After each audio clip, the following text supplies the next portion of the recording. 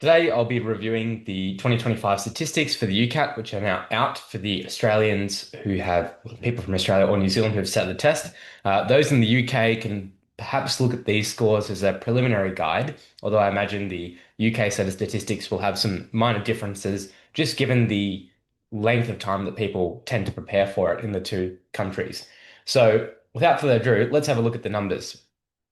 Now, I think this is largely what we expected. Maybe the scores are perhaps slightly lower, but I think we were all saying that like 2,400 plus would have been a pretty strong chance of an interview, and I think this is the case. Realistically, anything in the 2,300s is probably going to be pretty competitive for most metro students, which is a um, probably a good thing for everyone, I imagine.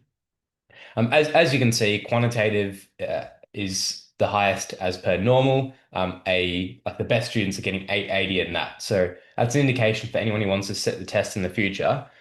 You've got to get the quantitative as close to 900 as possible. But also in keeping with the feedback most people had that the actual UCAT quantitative is quite a bit easier than what you get on Medify or MedEntry. I think decision making is perhaps the curveball here because if you look at the ninth decile scores for verbal and decision making, they're very, very close. And in the past, that hasn't really been the case. So I think these are higher verbal scores than perhaps we've seen previously. But there is a big jump, obviously, between like 680 and 730. And slightly lower decision-making scores, perhaps, with the top students are only getting sort of 750 or around there in decision-making. And I think that's the main reason why this score isn't at 2,400. Because if that was sort of 800 as you'd expect, then it starts getting in the right ballpark. Now, importantly, we don't know what percentile will get you an interview at your various um, uni that you're applying to, almost at hospital. But and it's different for metro versus rural, and there's different styles at certain unis as well. So for example, if you're at Western Sydney, whether you're from that Greater Western Sydney region matters for your scores, and then your VR is worth essentially double at that particular university. So it's important you know your cutoff marks. Now, in terms of the top scores, the 90th percentile was 2,310. I think 93rd and above, I'd be fairly confident of getting an interview at anywhere. So 2,360 and above.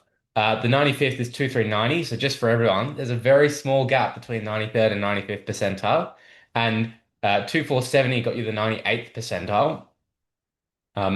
Basically let's say every 20 or 30, there's a percentile change. Except, when you get to the 99th, there's a big jump there. So I think, everyone, every year people post their scores and you see the 2,600, 2,590, but they're all like the freak scores that are super outliers. And like, think about, I must have seen at least like five of people posting really high scores, but that's not representative of the whole cohort, as they say.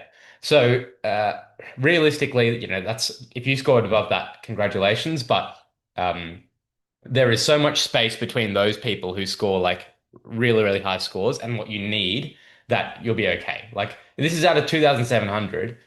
You can realistically get 2,360 and probably get an interview wherever you want. So we don't by any means need a perfect score. Practically anything above 93, you can expect an interview. I think is a bit of a gray area between sort of 85 and 93 where I'm not really sure. It might depend year on year because that's right at the cutoff mark. It's risky if you wait for them to tell you that you've got an interview because then you might not have time. You might only have 1 to 2 weeks to prepare. So it may be reasonable to just do some study by yourself or look into a couple of sessions just so you know what to expect. But I think there's no guarantees in that demographic. Rural students, obviously, it's completely different. So make sure you're speaking to someone who's got into the uni you're applying to and are aware of the various cutoff scores that apply there.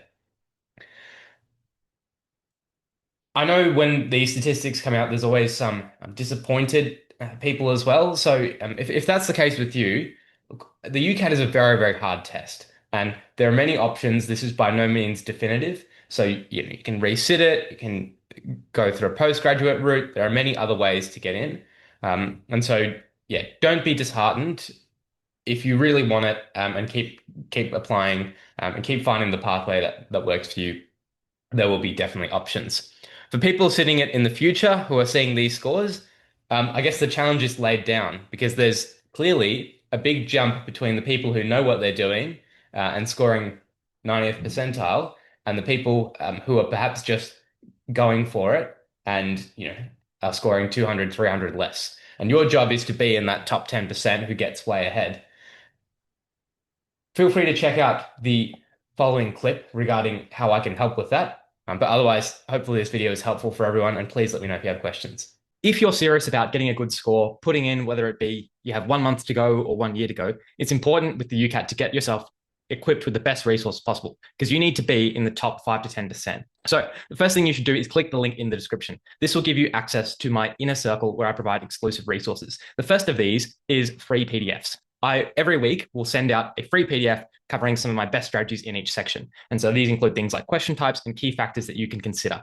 Additionally, by clicking out the link in the description, we can have a free one-on-one call where I give you my approach to practicing the UCAT and give you some advice and some free mentorship on how you can do well with this test and what it's like once you're in med.